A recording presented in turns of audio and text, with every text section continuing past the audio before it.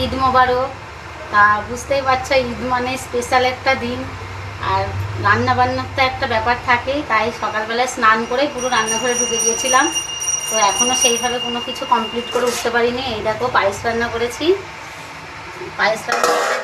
এখানে এই যে সিমাই রান্না করেছি। আর এবার এই যে বিরিয়ানির জন্য ভাত হয়ে গেছে। এবার মাংস দিয়ে বিরিয়ানিটা জাস্ট আমি সাজিয়ে গ্যাসে বসাবো। তার জন্য ভাবলাম তোমাদের সঙ্গে আমি ভিডিওটা শেয়ার করি।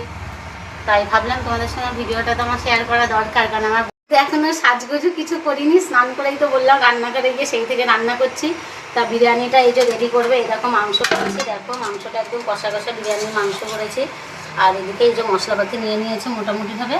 আর এই যে ভাতটা সাজাবো, এই যে বিরিয়ানিটা সাজাবো। জানি না তোমরা কিরকম করে করো, আমি এইভাবেই করি।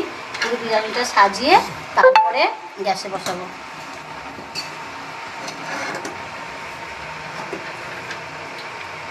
তো আজকের ভিডিও এই পর্যন্তই। তোমরা ভালো থেকো, সুস্থ থেকো, আর সবাই ঈদে খুব আনন্দ করো।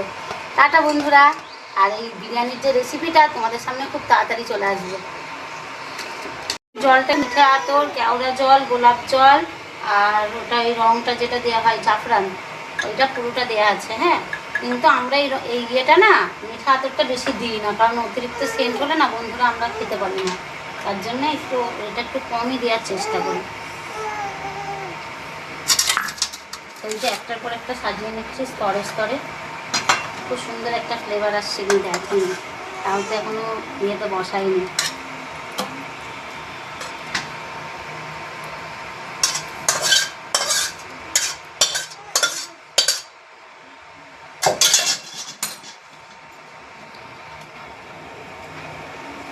এর উপরে আর একটু দিয়ে দেবো, ব্যাস। ওপর দিয়ে ঘি ছড়িয়ে দেবো সব। মানে আজকে ভাতটা একটু আমার তাড়াহুড়ো করে তো নরম হয়ে গেছিলো, তার জন্য আমি 2-3টে পাত্রে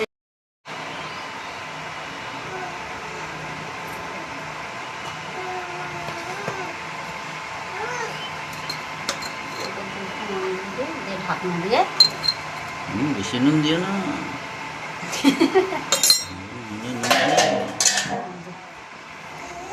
এই ঢাকনা চলে গেল। এটা আঠা দিয়ে মানে আটা মাখবো দিয়ে এটা আটকে দেবো। তো দেখো, দেখতে থাকো তোমরা বন্ধুরা।